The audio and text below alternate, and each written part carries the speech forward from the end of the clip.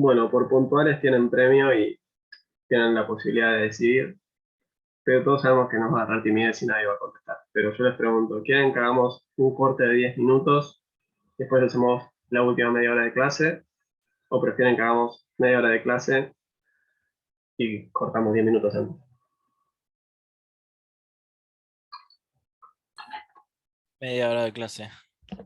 Sí, prefiero cortar antes yo también. Ok, perfecto. Me alegra porque yo también prefería que cortemos antes. Aparte venía medio cebado con el tema. Estamos medio un poco criticando, ¿no? Esta medida de simplemente hacer la diferencia, digo, no criticando en un mal sentido, ¿no? Sino señalando las falencias. Acá están viendo Stata, ¿no? Estamos todos ahí. O sea, ven el DU y al fondo la ventanita de Stata. Así es. Excelente. Bien, entonces, eh, nada, Una de las críticas que escuché al respecto es, por ejemplo, las carreras que eligen hombres y mujeres, o también, como decías, ¿no? La cantidad de horas trabajadas. claro, bueno, acá Juan Pablo también señala otra fuente de variabilidad de ingreso, que no es algo por lo cual vamos a condicionar hoy, pero que recontra sería correspondiente, que es que capaz, no sé, inclusive podemos agarrar y tener a dos personas, ¿no? Que tienen 10 años de educación, y una de esas personas es, no sé, es ingeniero o ingeniera en electrónica, o sea, alguna carrera que pague bien, y la otra, no sé, estudió filosofía y no sé, y sabemos que paga más bajo, ¿no? Entonces, ambas son personas con muchísima calificación, pero tenemos por un lado a una persona que sigue un rumbo donde hay muchísima valoración, o sea, o es programadora, esa persona también puede ser. Y del otro lado tenemos alguien que eligió un rumbo que, digamos, tiene una retribución generalmente menor. Eh, nada, tenemos, después acá también hago alguna eh, alguna apertura también. Acá la DAMI de, de mujeres en realidad está rara porque adopta el valor 1 y el valor 2 en vez del valor 0 y 1. ¿Ok? Pero bueno, nada, fíjense cómo es mucho más escaso verlo en el caso de, o sea, el promedio del género en el caso de los patrones está mucho más cerca del piso que en los otros que está un poco más balanceado, ¿no? No quiero estirarla demasiado. Voy a hablar un poco ahora de el ingreso por región, no simplemente fíjense que lo que tenemos acá estoy tomando el promedio y de vuelta, no me estoy fijando, o sea, acá podríamos decirle, ¿no? Algo como if P21 es mayor que 0, para que tenga un poco más de sentido.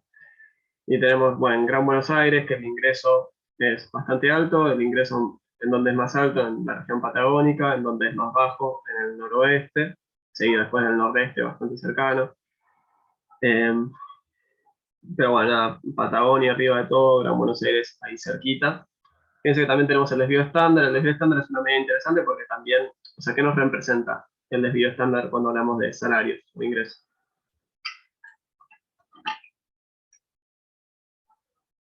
O sea, imagínense que el desvío estándar es bajísimo, casi nulo. ¿Qué implica eso? La distribución del ingreso de pareja. Claro, imagínense que el desvío estándar fuera exactamente cero, todo el mundo gana lo mismo. Y cuanto más alta sea ese desvío, bueno, mayor volatilidad hay. Y de vuelta, esa volatilidad puede venir de que, qué sé yo, de que hay gente que trabaja mucho, gente que trabaja poco, así como puede venir de, qué sé yo, discriminación, ¿no? Y esto, en realidad era algo que quería discutir, y de hecho Martín quería que lo discutiéramos, que era el tema de los ponderadores. Que es que muchas veces en las encuestas lo que vamos a tener es estos ponderadores, que, ¿qué significa ese ponderador? Bueno, las encuestas no se eligen de forma caprichosa, sino que lo que se intenta es que sea una muestra lo más representativa posible de la población, y para eso están estos ponderadores. ¿Ok? Entonces, si considero que ciertas observaciones son más representativas, la variable pondera, vamos a poner acá, simplemente para que vean qué es lo que contiene. ¿Ven? O sea, hay 8 personas que representan a 20.000 personas. Hay 5 personas que representan a 6.515. Entonces estos ponderadores lo que nos van a decir es más o menos, no sé bien de dónde, cómo fabrican esta variable, la verdad, pero lo que nos van a decir es, bueno, qué tan representativa es la persona, ¿no?, de la población. Entonces eso nos va a dar una forma de ponderar. Y en definitiva, ¿qué es ponderar? ¿No? O sea, recordemos, un promedio ponderado es un promedio donde lo que hacemos es agarrar y darle más peso a una cosa versus otra, ¿no? A menos que todos los ponderadores sean iguales. Y eso es un poco la gracia, ¿no? Que cuando yo agarre y haga una estadística descriptiva o lo que sea, bueno, entonces darle más ponderación a una persona en función de qué tan representativa es, ¿no? Entonces fíjense que si yo, por ejemplo, digo, les fijo, esta es la distribución de personas encuestadas, ¿no? Esa es la distribución. Esa es la cantidad de observaciones, 48.000. Esas son las personas. Ahora, ¿qué es lo que pasa cuando le establecemos los ponderadores? Bueno, lo que vemos es que hay como muchísima más representatividad que Gran Buenos Aires, ¿no? En realidad hay 15 millones. O sea, esas personas supuestamente están representando algo de 15 millones. Nada, de vuelta, no sé bien cómo lo fabrican esa variable, pero en definitiva, para estadísticas descriptivas e inclusive en regresiones podemos usar ponderaciones. ¿Ok? Porque en una regresión usaría una ponderación? Bueno, justamente por esto, porque que una persona es más representativa, o por el motivo que fuera. En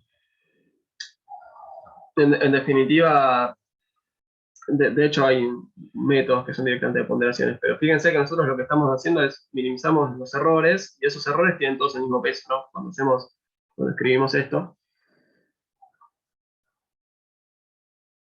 hola, yo vengo a minimizar esto de acá. Fíjense que esto de acá es lo mismo que minimizar esto de acá. 1 sobre n, ¿no? El promedio. Y lo que podríamos hacer es, bueno, en vez de minimizar el promedio simple, podríamos minimizar el promedio ponderado. Y no tiene nada de novedoso. Bueno, sí, el ponderador es medio novedoso, pero no es un desafío que no sepamos enfrentar con todas las herramientas que ya venimos viendo. Bueno, después, esto es una tabla que yo hice también como más para venderles la gracia de usar bases de la vida real, ¿no? Que es el nivel educativo por cada región. El nivel educativo en la EPH no se mide en años, que es lo que más típicamente vamos a ver en la literatura, pero en la EPH lo tenemos medido por niveles. Acá están repetidos, pero en realidad no están repetidos. Esto es primaria incompleta, primaria completa. Secundaria incompleta, secundaria completa. Superior incompleta, superior completa. Y sin instrucción. Ok. Y bueno, naturalmente acá tengo la distribución por porcentajes. Vemos que el nordeste es el lugar donde hay una mayor proporción de personas con primaria incompleta de todo el país, de lo relevado por la EPH. Y fíjense que acá estamos usando los ponderadores. Ok. Y esto de acá está en porcentaje del total del nordeste. Y esto en porcentaje del total de Gran Buenos Aires. ¿Por qué en porcentaje? Bueno, porque si no, si le saco esto, muy bueno. Porque si no, no me resulta claro, ¿no? O sea, yo acá veo que hay mucha gente con primaria incompleta, pero también Gran Buenos Aires es el lugar que más población tenía representada acá dentro, ¿no? Entonces, ¿cómo hago para verlo? Bueno, lo podemos expresar en porcentaje y ahí podemos extraer algunas conclusiones. También que vemos que en la región pampeana y en Gran Buenos Aires tenemos las dos regiones con mayor proporción de personas con nivel superior completo. Y acá podríamos generarnos las variables que queramos, ¿no? Capaz que yo quería generarme una variable que me acumule todo esto, si quiero hacer simplemente estadísticas descriptivas y presentar cosas, que me acumule secundaria completa o menor, o secundaria incompleta para abajo. Eso ya lo podrían ir viendo cada uno. Bueno, acá Guille Guajardo, que dice que justamente que hace un rato vimos el tema de la distribución del ingreso, y lo que dice es que bueno, justamente esto podría estar vinculado con el menor ingreso en el nordeste particularmente, ¿no? O sea que tenemos un tema de educación y que eso se está vinculando. Yo lo que les pido es, me parece estar re bueno que debatan y que aporten sus ideas. Les pido que lo hagan por el micrófono porque si no se vuelve un poco aburrido, si solamente hablo yo. Y nada, también la gracia es que ustedes participen porque de eso se trata un poco la materia, ¿no? No es que simplemente hay que ser espectadores. Nada, también acá Guille, aparte fíjense que trae una idea que es muy linda, ¿no? Que dice que igualmente esto de acá puede ser una variable endógena, la educación, ¿no? Porque quizás yo tengo menor educación porque como no tengo ingreso, salgo al mercado laboral más temprano y no me puedo educar, ¿no? Entonces, bienvenidos al mundo de la endogeneidad, no se preocupen que va a estar por todas partes. Entonces, para mí una variable que sí o sí tenemos que tener en cuenta es la cantidad de horas trabajadas, ¿no? Y más o menos que aunque sea nos queden en un rango, ¿ok? Porque, o sea, acá si vemos, no sé, vamos. Bueno, hay muchas personas, hay personas que trabajan 0 horas, hay una persona que trabaja 999 horas en la última semana. No hice la cuenta, pero a menos que esto sea un código para representar algo, quiere decir que hay gente trabajando 142 horas por día. Que al menos a mí me hace si yo hago la cuenta, a menos que te clones, está bastante difícil. Entonces intentemos, aunque sea, quedarnos con un rango, ¿ok? De personas para comparar si hacemos alguna regresión y algo divertido y podemos cortar el día felices. Bueno, primero me voy a quedar solamente con gente con ingresos, porque hagamos una ecuación de Mincer. ¿Qué es lo que hace la ecuación de Mincer? Va a vincularnos educación con el salario. Pero en definitiva, hagamos algunas regresiones con el salario como variable explicada, como para hacer algunas aplicaciones que sean lindas con datos de la vida real. Y quedémonos solamente con gente que está trabajando en el rango de tiempo completo, ¿no? O la otra, podríamos hacer el salario horario. Pero permítanme hacer esto que, básicamente porque ya escribí el código así. ¿Y qué nos vamos a quedar solamente con gente asalariada? ¿Ya? ¿Por qué? Porque, digamos, no es lo mismo tener tu propia empresa que ser un asalariado, ¿no? Y la última es, fíjense que aparte dentro de este grupo, ya todos eran asalariados, y nos vamos a quedar solamente con gente ocupada. Bien, entonces, ¿qué más, qué otros factores pueden explicar al ingreso? Bueno, la formalidad. La formalidad se puede definir de distintas maneras. ¿Okay? Existe la formalidad legal y productiva. En definitiva, la formal, o sea, esto tiene más de un criterio, si no me equivoco, lo desarrolló la OIT, que tiene que ver con que, o sea, según si trabajas, a ver, lo que típicamente en las noticias, en la tele, está mal llamado, se dice trabajo en blanco y trabajo en negro. O sea, en realidad lo que te están queriendo decir es, bueno, a ver, te pagan aportes, por ejemplo, tenés obra social, ¿no? Básicamente en el marco de la ley. Y después, por otra parte, lo que tenemos es a nivel productivo, que es, por ejemplo, si trabajas en una microempresa, eso podría ser informal desde esa esfera. Yo acá simplemente me voy a quedar con lo que típicamente se utiliza para definir como trabajador formal en el marco de la PH. Que es que tenemos esta pregunta, que es PP07H, que si después se fijan que es esencialmente si esa persona realiza aportes jubilatorios. Y eso se toma como un signaling de si la persona está trabajando en el sector formal o no a nivel legal, de vuelta, no a nivel productivo. Eso me lo corro para un lado y hago de cuenta que no existe esa diferenciación. ¿Qué falencias tendría esta medida? ¿A alguien se le ocurre?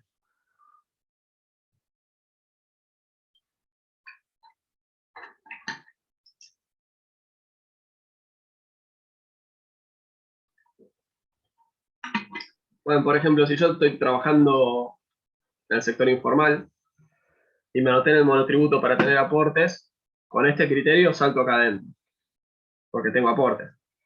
Y eso Y es mucho. Los y- que se anoten al monotributo. bueno, en realidad también podríamos pensarlo como que estamos encubriendo a la gente que la contratan, típicamente llamado en gris, ¿no? Que los contratan como monotributo y en realidad son trabajadores en relación de dependencia. Eso puede ser Eh, mal. que nada, que eso hay un gris legal, ¿no? No es del todo claro si es una persona formal o no, porque por ejemplo si esa persona está despedida por cuestiones legales, no tiene por qué recibir indemnización por despido. Y el gris, Eh, contratan tipo, te pagan la mitad por abajo y la mitad. También, claro, también ese es otro caso que está muy bueno. Y fíjense que, o sea, no es un gris irrelevante porque lo mismo, si te despiden, o sea, tu jubilación, si te despiden, tus vacaciones, todo eso, se debería estar calculando sobre la base de tu salario legal, o sea, del que está formalizado. Pero bueno, nada, o sea, digo, y esto también va a pasar en la vida real, que yo de repente quería medir una variable y tuve que agarrar una proxy de esa variable. ¿Ok? No tengo acá la medida de cuántas de esta gente es monotributista que se tiene que pagar puntualmente para sí mismos ese monotributo. O sea, desconozco, no tengo ninguna medida. Sé que hay gente que lo hace también porque cuando tenés monotributo tenés un PMO, o sea, una obra social. No como una obra social, no, vas a tener una obra social y básicamente si no tenés obra social es una forma de tener un acceso a una sin gastar demasiada plata. Ok. Entonces, en definitiva, ahí tenemos algunas variables. Hagamos el gráfico que ya se imaginan que vamos a hacer y que un poco interesante va a tener, que es mirar el ingreso contra el nivel educativo. ¿Ok? Que por algún motivo todavía está pensando esto. Bueno. Ahí salió, ahí se fue, ahí volvió. Acá estamos. Fíjense que, porque tenemos ese do file que le cambió la etiqueta a todo, tenemos hermoso acá, nivel educativo y monitoring de la ocupación principal. Si no, acá arriba diría P21, acá diría el nombre que tiene la variable originalmente, que es nivel ed. Ok, yo no voy a reparar tanto sobre qué nombre tiene cada variable dentro de la base, porque eso es lo que pueden hacer ustedes, y no le veo sentido convertirles el jueves a la noche diciendo CH04 significa tal cosa. Entonces, fíjense, hay cierta vinculación positiva entre estas dos, ¿no? Esto es una... digo, trazar esa recta así, ahí retomo, pero en definitiva, mi punto es, hay una cierta asociación positiva. Ahora, fíjense qué es lo que está pasando acá. Esto está cayendo. No instruidos. Exactamente, o sea, digamos, por cómo está definida esta variable, si yo no miro estas cosas, por ejemplo, también soy preso de esto, de meter, después cuando haga la estimación, ¿qué es lo que va a ser mínimos cuadrados ordinarios? Mínimos cuadrados ordinarios va a decir, Seba, yo quiero minimizar las distancias, y esas distancias incluyen estos tipos. Entonces, te voy a estimar una pendiente más baja para ajustar a todos, y capaz que la pendiente realmente venía más por este lado, ¿no? Entonces, ahí tenemos algo a tener en cuenta, excelente, muy atentos. Efectivamente, esos son tipos, son personas que no tienen, o sea, que tienen un nivel de instrucción que en realidad es menor, ¿no? Entonces, cuando esa variable vale el número 7, que es el más alto de todos, en realidad no me está mostrando los tipos con el máximo nivel de educación adentro de la muestra, sino que es todo lo contrario. Y ese tema de orden en los datos nos puede perjudicar cualquier regresión si yo no estoy al tanto de esto. Entonces, genera una variable educación, que pongo este nombre porque quiero, y va a ser igual a nivel ed, con la particularidad de que si ese nivel educacional era 7, pues lo voy a poner a nivel 0. ¿Ok? Me lo voy a llevar al principio, para que me queden todos directamente armados. O sea, sin instrucción estaría por debajo de primaria incompleta, ¿no? Porque siga yo. Igualmente, ahora vamos a discutir un poco de eso. Entonces, ahora si hacemos el gráfico, efectivamente vamos a ver esto que estábamos diciendo recién, ¿no? Ahora sí, la relación está ordenada, es positiva, y vemos que tiene pendiente positiva, no es muy alta.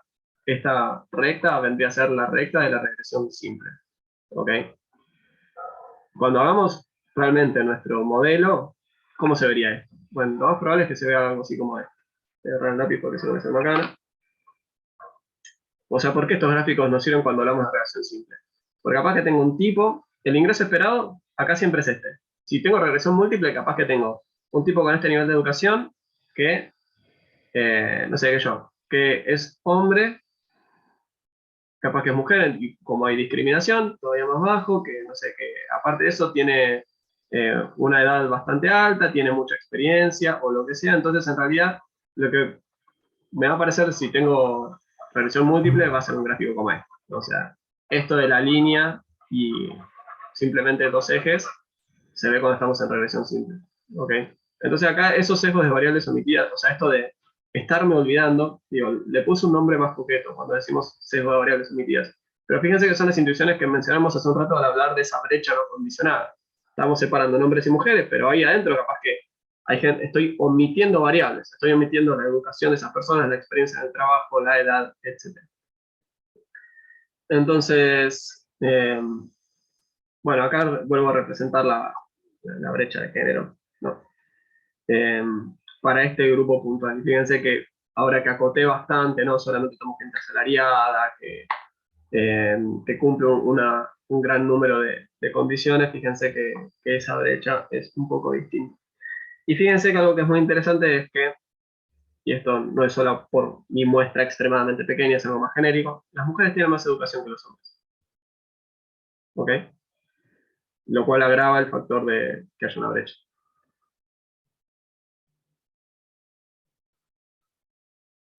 No me voy a ir por las ramas y a divagar sobre de dónde viene. ¿Quieren ver algo o pasamos a unas regresiones y pasa?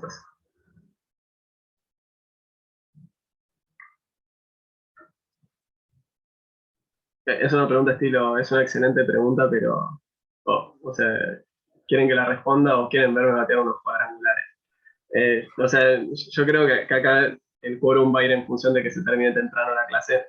Yo creo que esto, o sea, porfa jueguen con esto, después ármense regresiones, agarren otras variables, fíjense, sean críticos de esas regresiones. Acá simplemente voy a hacer algunas cositas, ¿ok? Voy a agarrar la edad y su cuadrado, voy a agarrar el ingreso, que lo vamos a medir en logaritmos, ¿sí? Para poder interpretar los betas como ya se imaginan. Después voy a utilizar una variable de género, ¿sí? Que la voy a establecer, o sea, ¿por qué estoy definiendo una nueva variable de género si ya había una? Bueno, porque básicamente la otra tenía 1 y 2, prefiero que esté medidas como las conocemos, ¿no? Con 0 y 1. Voy a generarme una variable de estado civil que adopta el valor 1 si una persona está o bien casada o bien juntada con alguien. Después voy a agarrar otra variable que va a ser jefe de hogar, que va a adoptar el valor 1 si la persona es jefe o jefa de hogar. Entonces, bueno, hagamos la regresión contra la educación, ¿no? Y fíjense que esto, ¿cómo se leería? ¿Qué quiere decir esto?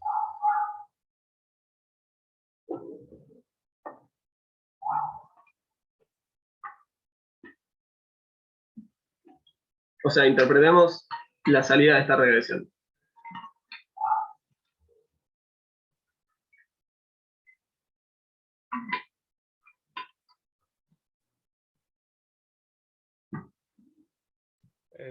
Sería como el efecto positivo en porcentual de pasar a la siguiente categoría de educación sobre el ingreso, ¿no? Exactamente. Entonces, por cada nuevo nivel educacional, el ingreso esperado estimado estaría siendo aproximadamente un 15%, ¿no? Donde cada nivel educacional es pasar de primaria incompleta a primaria completa, de primaria completa a secundaria incompleta, de secundaria incompleta a secundaria completa, y así sucesivamente. ¿Qué otras cosas podemos ver? Bueno, a ver, ¿es significativa esta variable para explicar el ingreso?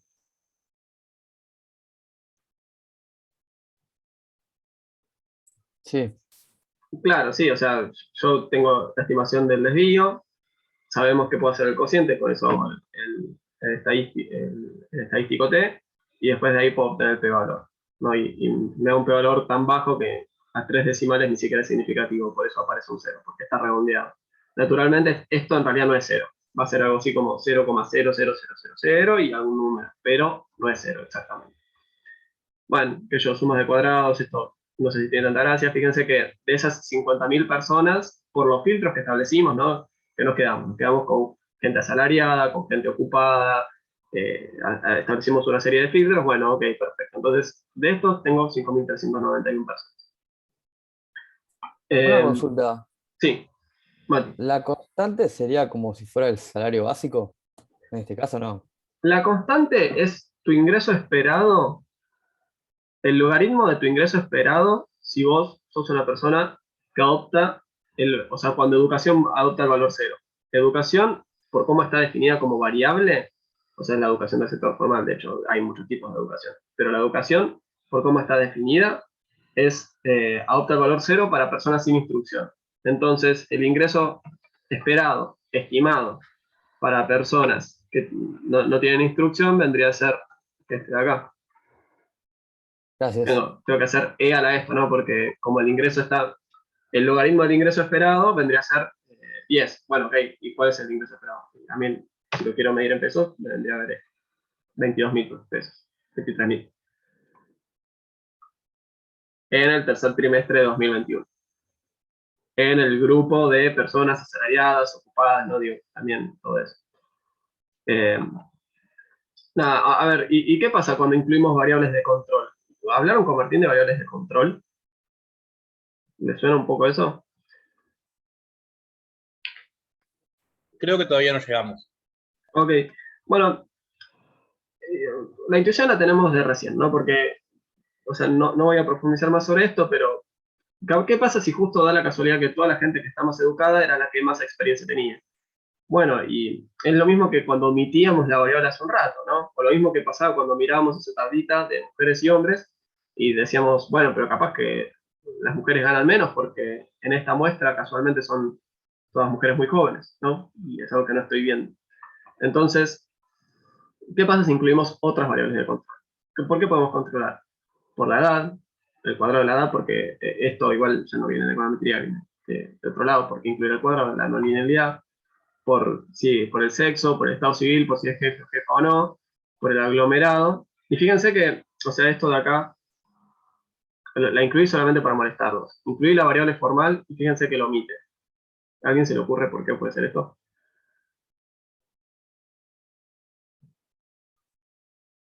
Porque ya habíamos puesto para filtrar por formales y entonces queda como constante y queda con linealidad con la constante.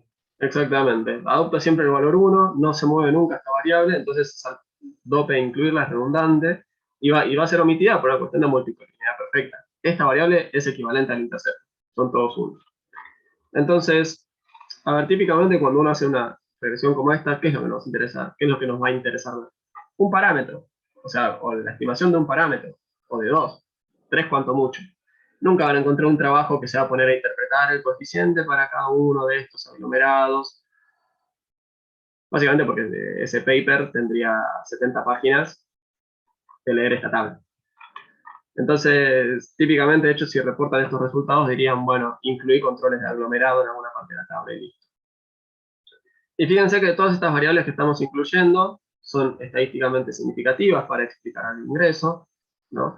El efecto, o sea, fíjense que la pendiente estimada con respecto a la educación ahora es un poco más baja, ¿no? Porque se ve que estamos metiendo otros efectos que están correlacionados recién, con típicamente la edad. Eh, y acá el retorno a la educación de cada nivel adicional pareciera ser aproximadamente ahora del 12 o 13% frente al 16% de hace un rato. Bueno, ¿y qué más podemos ver? Bueno, a ver que el ingreso esperado para los jefes es mayor y así. Ojo al piojo que para hacer inferencia causal, ya saben, tenemos que cumplir una serie de supuestos un tanto estrictos. Y que si nos ponemos a discutirlo ahora, no nos vamos a las 10, sino que nos vamos a las 11. Así que vamos a dejarlo un poco acá. Total, tenemos clases de práctica posteriores. Eh, bueno, acá esto es algo que sí quería que viéramos. No sé si alguna vez comentamos esta sintaxis, pero si adelante de una variable ponen i puntito, lo que va a hacer es utilizar la variable, o sea, esa variable la va a abrir en varias dummies. Entonces acá lo que tenemos es la dummy para el nivel 1, la dummy para el nivel 2, la dummy para el nivel 3, y ahora acabo de memoria sí lo vimos, cuando hablamos de los aglomerados de la base simulada. Entonces, en definitiva, acá lo que tenemos es cómo se compara cada uno de estos niveles contra el nivel base, que es sin instrucción, ¿no? Piensa que acá tenemos un coeficiente bastante grande, así que sería un poco más precavido hacer el impacto exacto en lugar de solo aproximarlo, pero bueno, no sé, el ingreso esperado de alguien con nivel superior completo es estimado, o sea, sería un 60% superior, o sea, en valor esperado siempre, al de una persona sin instrucción. Ahora, y esto para mí es interesante. Para empezar, fíjense que, no sé, que la diferencia entre sin instrucción y primaria incompleta, o sin instrucción, primaria completa, o sin instrucción y secundaria incompleta, esa diferencia no es estadísticamente significativa, no, digo, es algo interesante de por sí. Eh, y digo, ¿por qué creen ustedes que alguien preferiría hacer una regresión como esta o la otra, una regresión como esta de acá? Incluirla como una variable así nomás o incluirla con dummies. ¿Qué hipótesis podría haber atrás de cada una?